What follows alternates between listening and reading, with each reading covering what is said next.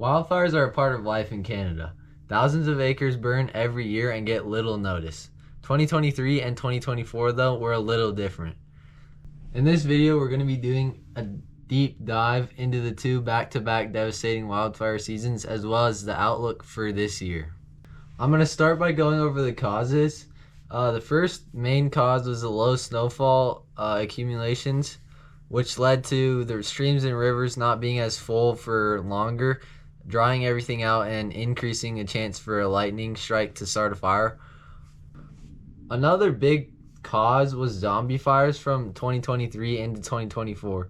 Zombie fires basically mean the fire stays under the snow or like inside trees and just reignites when everything dries out again in the summer months.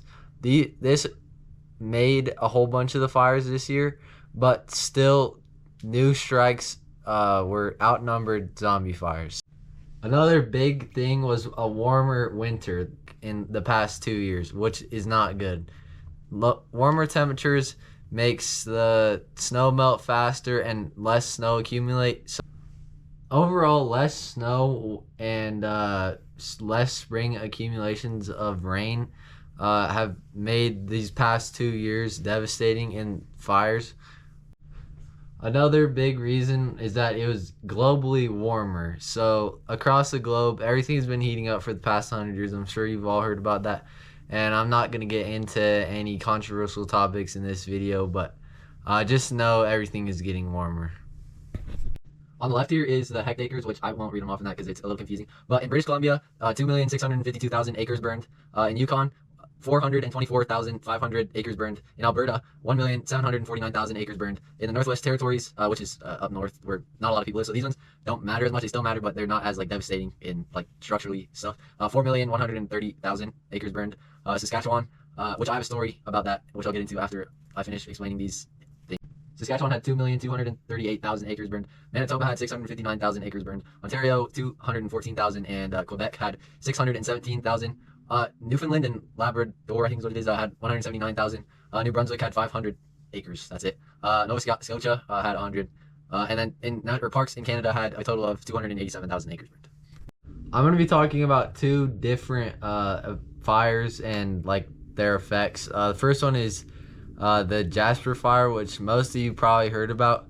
So what happened was on July 22nd, multiple fires ignited near Jasper.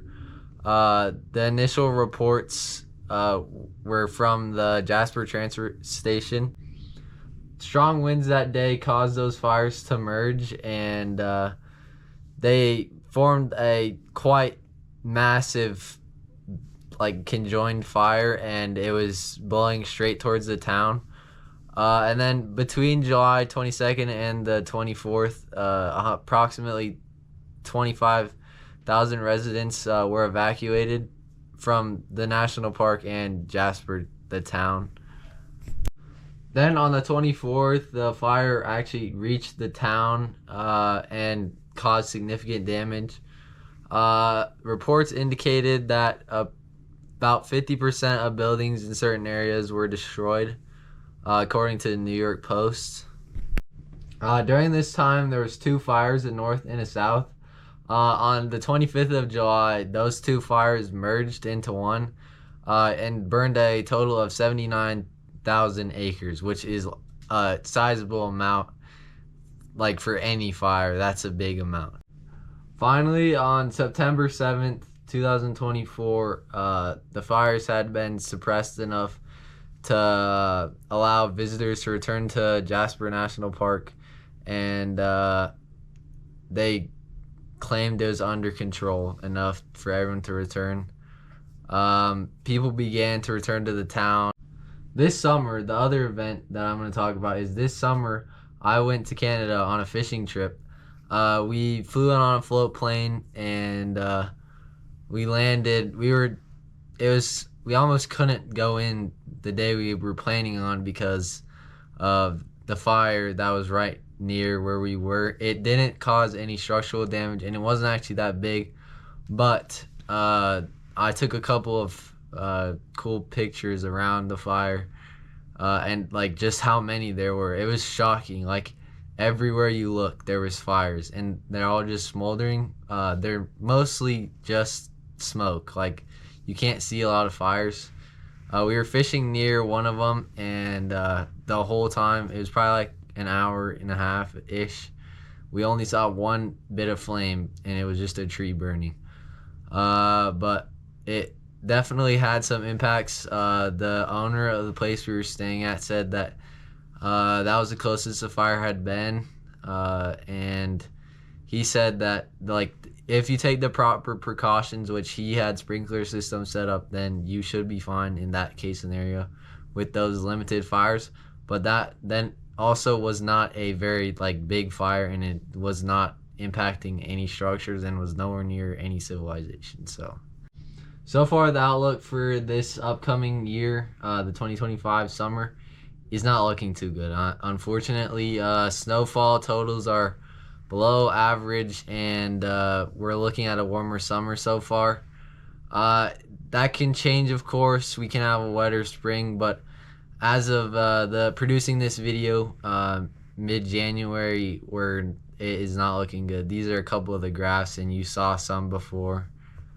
Snow totals are not looking up to speed, but that can change, of course. But just, I would say we probably need to be prepared for another kind of bad fire season everywhere in the United States and Canada.